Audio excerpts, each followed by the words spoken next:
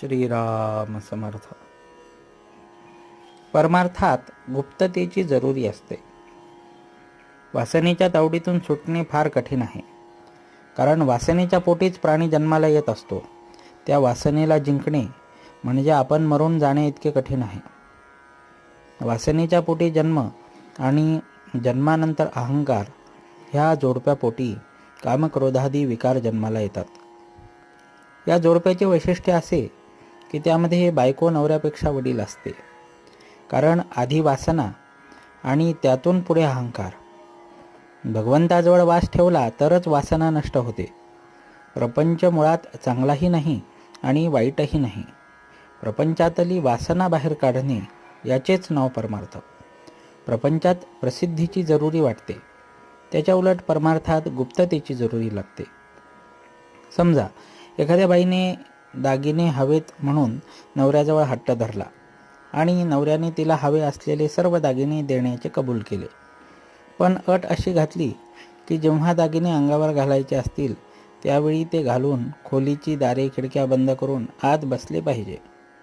अशी अट पाळून कोणती बाई दागिने घालायला कबूल होईल? कारण दागिने लोकांनी पाहण्यातच तिला समाधान आहे. ही झाली प्रपंचातली रीत. परमार्थात त्याच्या उलट गुप्ततेची गरज आहे. आपली साधना कोणाच्याही नजरेत न येईल अशी खबरदारी घ्यावी. कारण परमार्थाला दृष्ट फार लवकर लागते. ती केवळ इतर लोकांचीच लागते असे नसून आपली स्वतःची सुद्धा लागण्याचा फार संभव असतो. म्हणून परमार्थात गुप्तता असावी आणि आपल्या हातून जे साधन होते आहे ते सद्गुरू किंवा परमात्मा त्यांच्या कृपेनेच माझ्याकडून करून घेतले जात आहे ही जाणीव ठेवावी. आजारी माणसाने नुसते पडून राहावे, पण औषध मात्र नियमाने घ्यावे. बाकीच्या गोष्टी इतर लोक करतात, औषध मात्र आपण स्वतःच घेतले पाहिजे. एखादा मोठा राजा जरी झाला तरी कडू औषध दासीला देऊन काही त्याचा रोग बरा होत नाही. त्याचप्रमाणे परमार्थात भगवंताचे स्मरण ठेवण्याचे काम आपल्या स्वतःलाच करायला पाहिजे. उगीच कोणाच्या नादी लागू नये. परमार्थ म्हणजे काय करायला पाहिजे हे नीट समजावून घ्या आणि मग त्या मार्गाने जा.